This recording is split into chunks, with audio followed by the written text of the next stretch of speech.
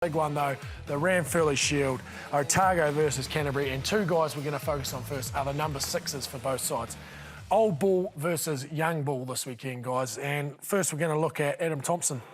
Chibba, I'm going to go to you, mate. Like, this guy, how good is it to see him back in the Golden O, firstly playing, but secondly, after all the adversity he's been through, the back infection in Japan, you know, it's just great to see him back playing footy again, isn't it? Yeah, I think he's massive for their group in terms of experience and obviously what he's brought to that loose forward trio with two young boys with him. And you know, he hasn't had as many minutes, but he's getting more and more as it goes along, and he's been a big point of difference for them. Yeah, mate, and for the Canterbury side, on the other side, mate, is Reid Prinsep, Andy.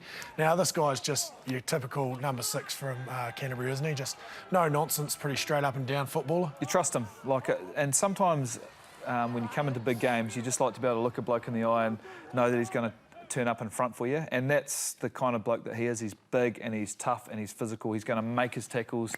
He's going to be everywhere you want him to be, and when it's Shield rugby, mate, he's your man. Well, those stats scream trust, don't they? And Adam Thompson, 90% tackle rate, Reid Prinsep, 93. It's pretty impressive. Another guy that's been impressing for Canterbury, Dagger, and I want to get your thoughts on him, is Josh McCoy, good Highlander man, and he is going from strength to strength. On the stat sheet, massive for this team this year, but for me, how does he go to the next level? How does he take his game to the next level and be the #1 dog in Super Rugby fullback? I think this year was a big learning curve for him at the Landers. He got a few opportunities where he had some wonderful moments, but just certain times he just did some things that are kind of rookie errors. So he'll learn a lot from that. What is he going to do to go to the next level? He's just got to be Josh McCoy. He can't go on there. Obviously, he's taken over from a legend, Ben Smith.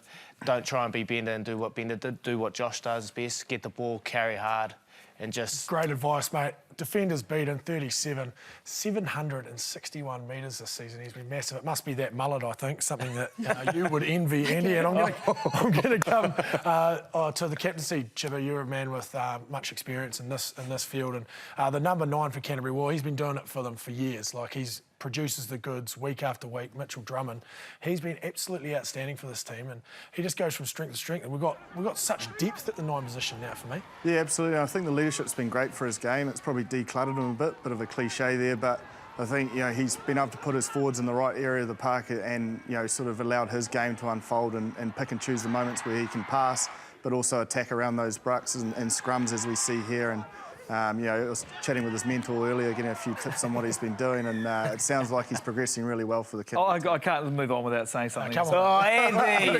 Keep it short and sharp. Mate, he's a bit of an unsung hero in that group, and he fronts up every week and he executes his role really well. And you can see that he makes all his tackles, he shifts the ball really quickly, and by him leading and doing those things, and the other guys around him follow and do their jobs really well. You just make sure you go in and give them an inspirational speech this week before the Ranfurly Shield, mate. Do us all a favour. He's saying that